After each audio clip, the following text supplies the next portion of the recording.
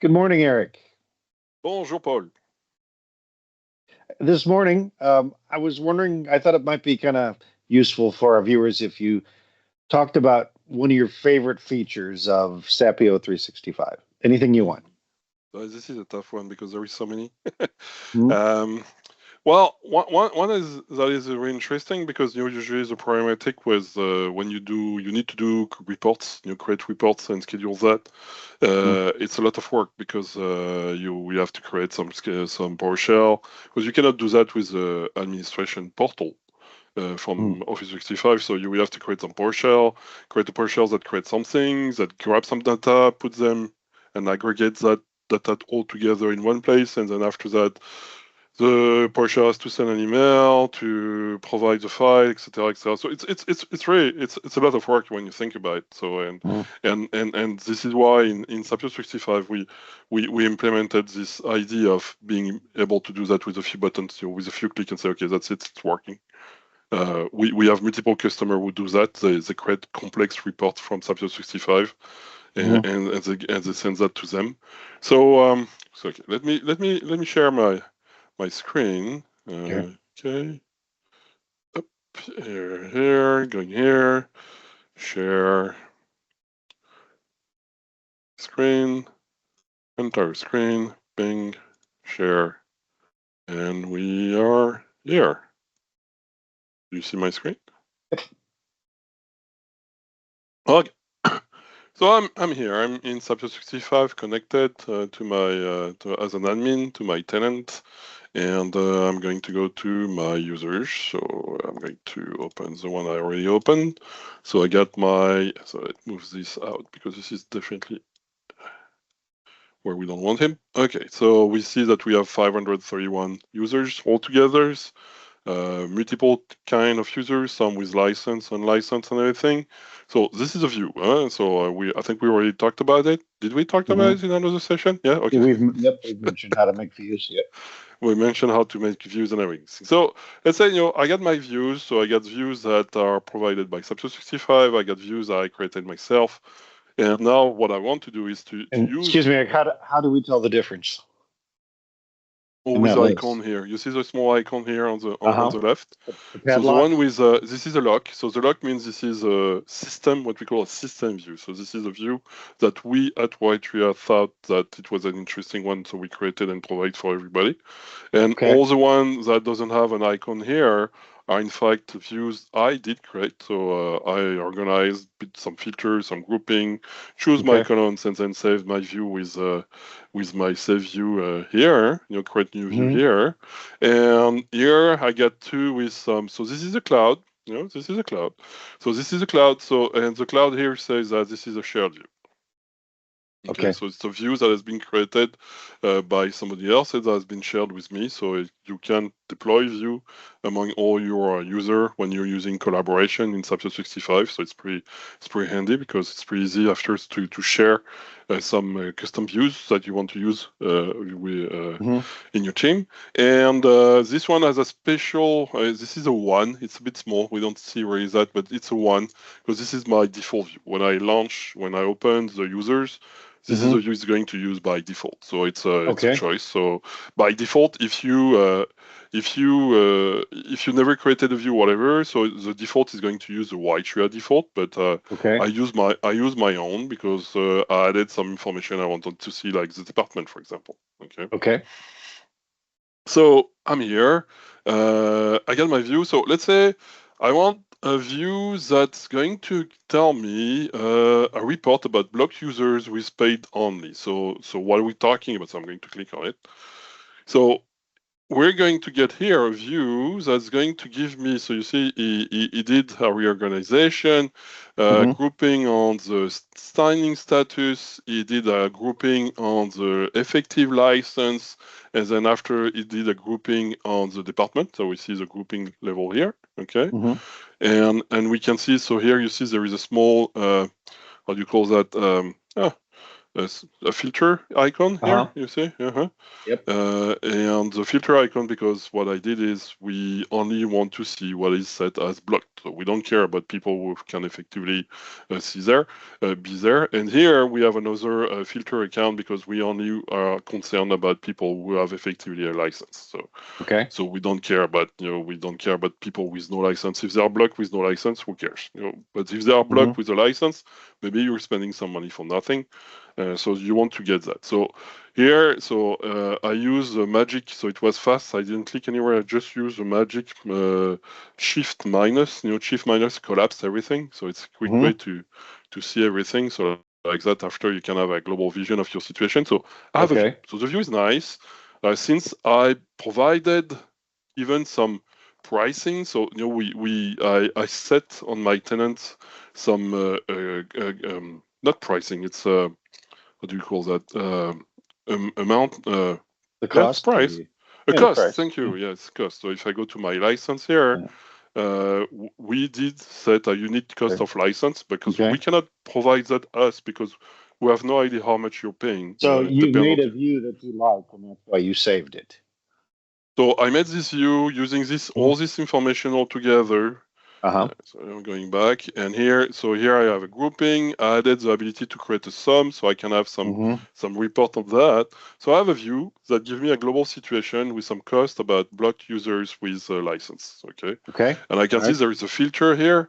So if I remember correctly, I put here a filter that say I only want license that has a cost. So I don't care about free license like your Power App stuff and everything like that. I don't care about that. I am concerned about what I'm paying for people who cannot access to my tenant. Okay. So that's my view. So first, I open the user, apply my view, I get the information. Okay, nice. Okay.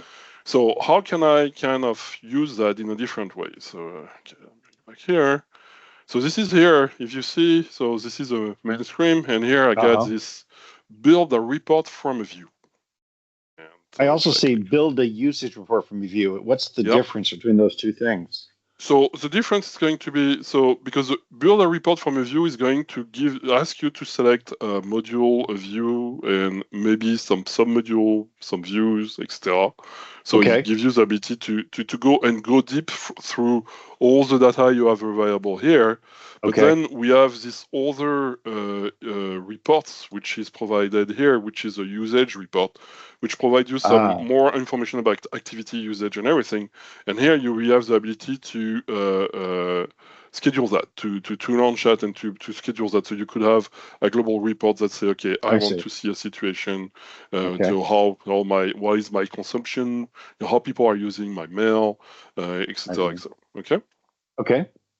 So if I go and build a report from a view, sorry, I was showing the preview, the see more here. So if I click on it, it's going just to launch it. So the way it works is if I go here, so this is in the case when you have, this is in the case when you have multiple tenants. This is my case. If you don't have multiple tenants, it won't provide you the ability to work on multiple tenants, which is interesting because this means that you could do this report on multiple tenants at once, and at the same time. I could pull at the same time, and you say, okay, I want to see, for example, if I am an MSP, I want to see a situation on all my customer, and so it will open all the customer session, and it will take and build the report all together at once. Okay.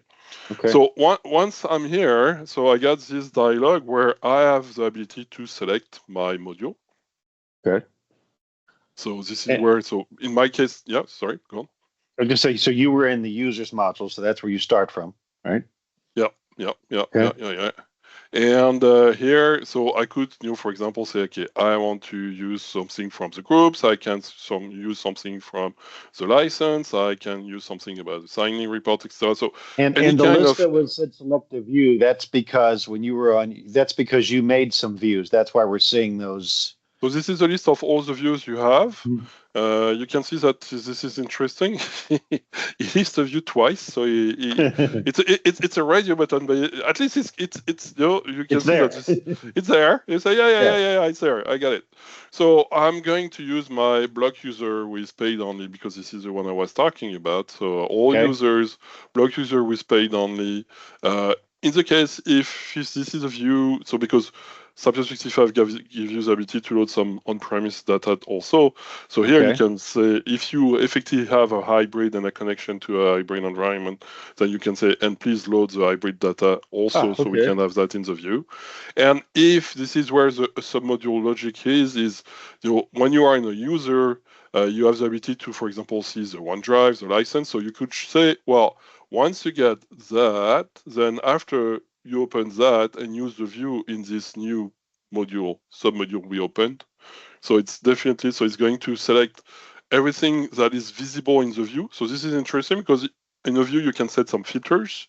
So you could set the filters in the view users, and then after that, say for every user who match the views that filters out everything that, I don't know, everybody was in the US, for example. Okay.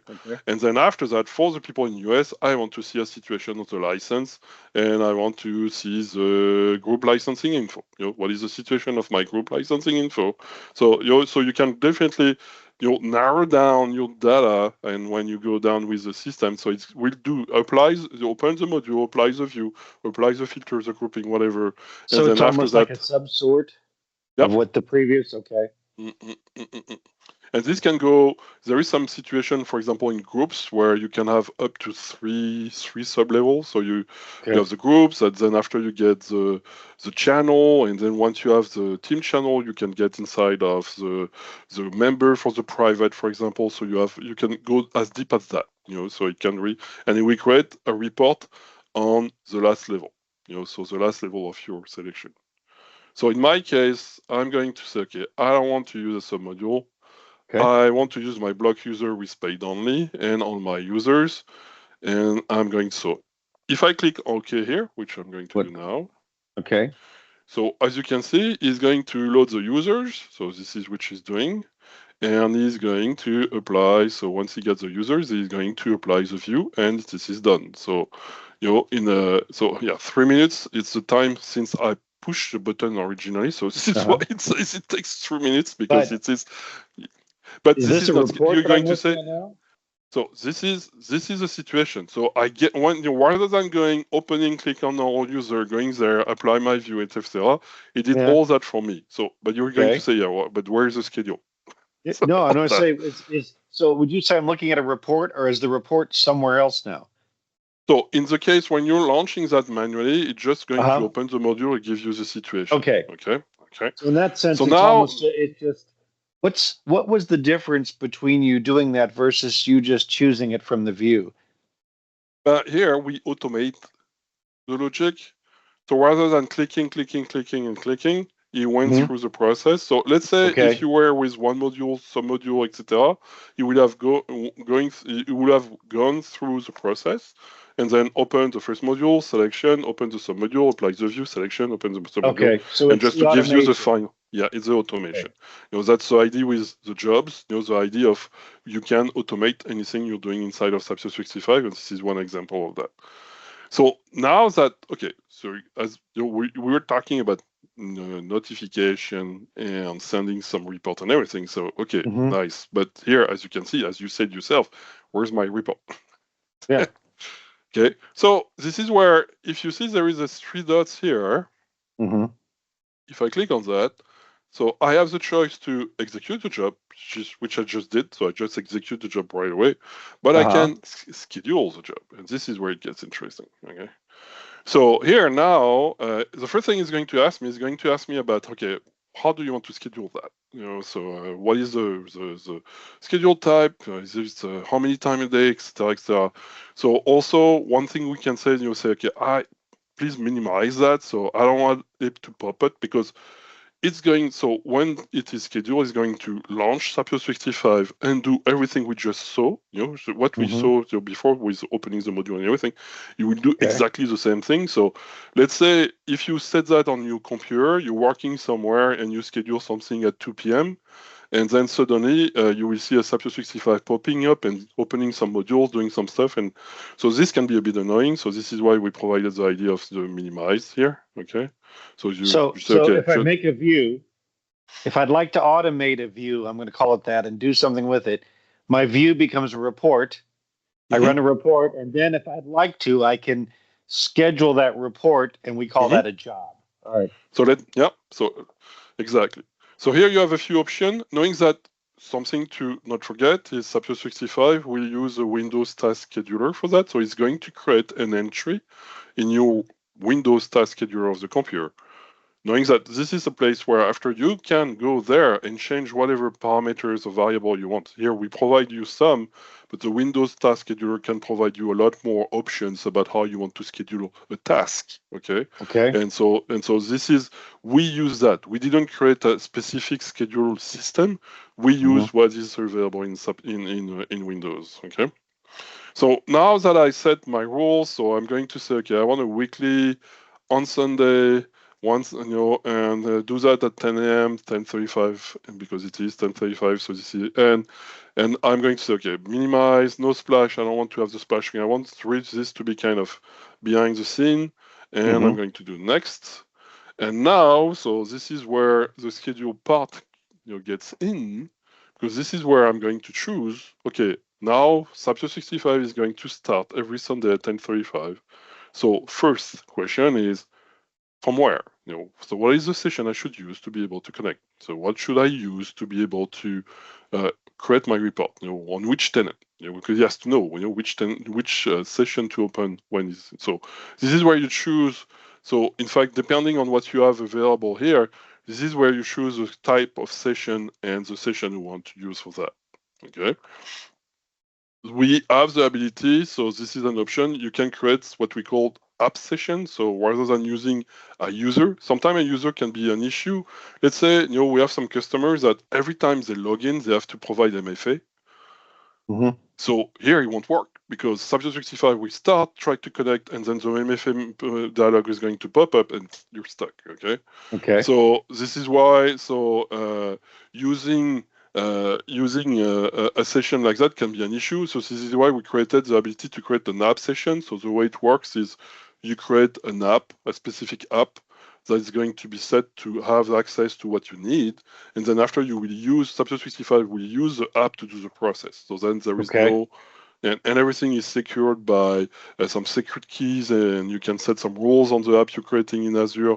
So you can really have a full security about what's happening. So this is a way when you have some issue about session requiring some security, they are pretty secure. So you have the ability to use app. I don't have any app Okay. session available here. Okay. So this is Yeah. why it's not listed. It will be there. It will be listed. I see. Okay. Okay. Here I can choose. So usually when you have a schedule, you're going to say, okay, once you finish, get out. Don't keep Substance 65 open. Just close it, get out. Okay. Or you can say, when you finish, keep everything open. I want to see what happened. Mm-hmm. So it's If it's I'm an not option. logged in when this time, do I need to be logged in when this time hits? Nope, because here it's going to log in using the I see. session you choose. So it's Okay. great, and that's something to know. If you are currently, let's say you are currently on Sunday morning at 10 a.m. using Sapio 65 on your computer, this will start another Sapio 65 will connect with the session you choose Ah. here. So Okay. we don't interact. Okay. Okay. Good to know. Here you can choose to, once it is connected, you can choose, and I want to use, so to work on, so the first session is going to be the session on that's going to be used to do the main process. So all the opening of the session to send the email and everything. But Mm-hmm. after that, you can, if you have multiple tenants, this is where you can say, and I want to use, or to go through all this session here. So if I click here, so if I do that, then it's going to launch a process, so launch chapter 65, connect on that. Then after that, it's going to loop on all this session, do the report, and move to the next one, etc. And once it's finished, it's going to process and send the email. Okay. Okay. Okay. So yeah, I'm going to remove that for now. No, I'm going to select one. So now the report settings. So this is where I want a report. So a report is what is an Excel. We do an export. So the way what we choose for the report is, to export the grid as an Excel file. So if you said yes, he's going to create an Excel file, name that, you can change that, and he's going to put that where you ask. So here is, as you can see, he's going to the documents, but you can choose But wherever you want. but if I say Yep. no, what am I getting out of this? You will get a notification Let me continue. At least you will get a notification. But you could create a schedule that do stuff but don't tells you anything. Don't create any report. Okay. It's your choice. Okay. Honestly, I just want to, because if I'm not getting a report, I guess I don't really care, because it's not really doing anything. It's just reporting anyway, right? I mean, it's just opening a module and or some modules. and It's just opening and that's it. it's just So opening. this is Okay. so option is that first option is you create a report, so an Excel file. Okay. Okay. Second option is I want to use a snapshot or restore point, which is maybe more interesting than an Excel. Excel, Okay. it's out. You create an Excel, that's Right. it, it's Right. out. Here, you could say, okay, and create as a restore point. So build a restore point so I can after reopen it in SAP 365 from where it was with the exact same data it has, and so I can work from there, for example. Or I can Okay. say I just want to have a snapshot, so rather than having, I would say, a fixed Excel file, which after you cannot do anything with that, but you have to do that in Excel. If you use a snapshot, what is a snapshot is it's a save, so it saves the grid as it is, the grid we use. And so after you can reopen the grid, so you won't be able to refresh the data, but you will have all the tools that is available, So I can that are manipulate available. it further. Exactly. So you can, if you want to do a grouping, a sorting, a filtering, and everything, Okay. or you want to export that in a different way. So using a snapshot will give you this ability. A restore point gives you the ability to go further, and you Okay. can. So this is where after you have options. So you say where, you say if you want to set a password, so you want to protect because the restore point can be provide some stuff. So you may want to protect that with a password. And here you say this here is an option that will restrict what is going to be saved. So let's say because by default when you save a restore point, it's going to save everything, even the data that are not visible. But then it can take a lot of memory, a lot of size. So if I just want what I've got on the screen, I should say save visible row only. Exactly. So it's going to focus only on that when it's possible. Okay. Yeah. So this is for the restore point. So I'm going to choose my restore. It's a choice. So for sure, if you say no and no, we go back to your question. So why do I do that? Okay. Okay. But it's your choice. You have to choose. Right. And after that, you have the notification. Okay. So this is the interesting part because you have two types of notification because we wanted to differentiate the two. So if something happened, but is the system encounter any kind of error during the process, you can say, okay, I want to notify, I don't know, the admin, the service desk, or something specific. So say, okay, and it will send a report, and send all the details about what went wrong. Okay. So this is for the error. Maybe you don't care. I don't care. I don't care if there's an error. And the other one, this is the most important one, is a notification about, okay, the process did finish. I want to be notified about that. So, and there is a really nice option here. Would you see this one here? Send email even if no result. By default, it is to no. So why? The logic is the following. You create a view. In the view, you set a filter, the one like the view we want to try, we want to use, which say, send me a report of any locked down users who has a paid license. Okay. If everything is fine, you don't have any. Okay.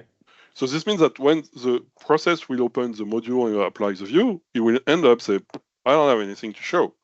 Okay. And so here you can say, well, but here by default, it won't send you any email. Say, well, I didn't find anything, so I don't need to notify. So here I go back to your question, why, if I don't create any report or anything, what's the point of it? At least you can be notified. Well, at least I know when the process ran. You know the process ran and it found something. Okay. Yep. If you didn't find anything, you won't know. You don't know because you don't care. Okay. That makes sense. But for sure, you won't have the details because then you will have to go inside the 65 to see the details, but you will be notified about, yeah, I did find something, or no, I didn't find anything. Okay. If you go there, send emails, you will always get an email. Okay. Okay. So here you say subject to, so you can here put multiple emails if you want. So if I remember correctly, it's a comma separated. did we put that here? Yeah, here we explain that. For multiple address, use a comma separator. So you can have always use the small Good thing to have hover help. Yeah, exactly. Because sometimes you forget. So and so here, so with comma, you can put multiple emails. You put a subject, and this is where you can, because you could say you create the report. So the report will be set in the specific place you set, but you don't attach it to the email because you don't want the email to be big. The email will just say, I have a report over there. Okay. If I said I have a snapshot, I can say, do I want to attach a snapshot or not inside of my email? So this is two other options for the process. Okay. So that's the idea. So let's do a next on that. So now I set the rule. So here I said, okay, I'm going to use this session. I'm going to say, okay, close Subject 65 when it's finished. No multi, I want to generate a report. That's nice. This is what I want for now. I'm going to send a notification. By default, he give me my email. So this is me. This is my email. But I can put something else. I put Subject 65 process done. So you can change that. Say MF, not MFI. This is for blocked users with license. Okay. Done. Okay. Yep. Here. I want to know if there is an error, so I'm going to put that the same. Just I know. Let's say I have a lot, so I want to know which one went what. Which report? Okay. And I go next. And now I'm getting in the place where I choose what I want to have. So, okay, I want the all users and I want the block user with paid only. I don't want to use the on-prem. I don't want to use that. And I'm going to do okay.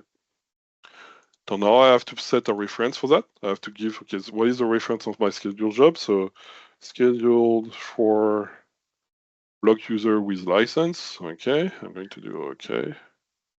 And voila. So you're going to say, voila what? Yeah, so now I guess I have to wait till Sunday. If I go in my job, it's here. Weekly, build a report, my scheduled job here. Can I force that to run now? I guess that's execute now. Makes sense, eh? If I do that, does that mess up the schedule? No, it doesn't touch it. It just say, okay, run the job now. Okay. Okay. We can do that. I don't know. So it should. He's going to do that inside of the same. So you see, so I execute the job. The job opens the email. Doing it as if you were. Okay. Yeah. He's loading the user. And since I asked him to close, it closed. It closed. Well, it did what you said. Yeah. So, okay, I'm going to open the guy. So I have, if I go in my documents, so this is a good one to place, a good place to go. So if I go in my documents, I should get document view-based report. You see here, created now 10:49. If I open that, and that's my report. There it is as a spreadsheet. Wow. And I'm pretty sure that this guy did receive an email. So we can check that with Subject 65 because I'm not logged in with this guy. So I'm going to use Subject 65 to check that I did receive an email. That's a clever trick. I like that. Okay, so I'm connecting with the guy. Okay. Takes a bit of time because there is an on-prem connection. So you see it's on-prem settings. I'm going to use the My Data one just because I'm me. Yeah? So I just want to see my email. Last 24 hours is enough. And I want to get the body content. And that's it. Okay, let's go with that. So you can do that right within Sapio because you can see your success right within the product. Okay. So look at that. Here it is. All right, Eric, that's pretty impressive. So to sum up, you had a view that you'd made and you liked. You decided to get a report out of that. And because it's a report, you can schedule that to occur whenever you want. Exactly. And I noticed when you were in there, though, that it was asking you about the submodules. In fact, I could also kind of do my sub filtering when I make this job Yep. So you could. because I guess I could say I could further modify the report when I schedule it as a job because it was asking you again about all those submodules. Give you an example. You want to see users. Let's say you want to see groups who are teams which doesn't have any owners. Okay. So the first view is going to be the groups where you select. You have a filter on the teams. Okay. Mm-hmm. And then after that, the second view on that is going to go and show the owners, where you can have a view that say only show empty. Right. And then bang. So you have a two-step process because a first module, second view. Another one would be an interesting one is you're looking for users who has OneDrive in which they have some share with something specific. So this is a two-step because first step is the user you want to you want to check, and then the second step is going to be to load the OneDrive and to do a filter on that to only look at what you're looking for. I see. So in a way, everything is possible from there because you can create any kind of new complex report. Mm-hmm. And if the possibilities, if it's not easy to done with the view in the module, this is where we can go with a specific custom job. So we can create a job that will do the specific action. We have some case like that where this is where we have all the jobs. So we can have multiple jobs that do really multiple specific work. So they do more than just using a view. Well, it looks So like to there's a do lot of power there. I think that's something we're going to explore in another chat. Looks very sure. powerful. Cool. Yep, All right, this has been definitely. good. Thank you, Eric. This You're has welcome. been pretty powerful, and we'll do this again next time. Thanks. Yep, definitely. Thank you. Yeah.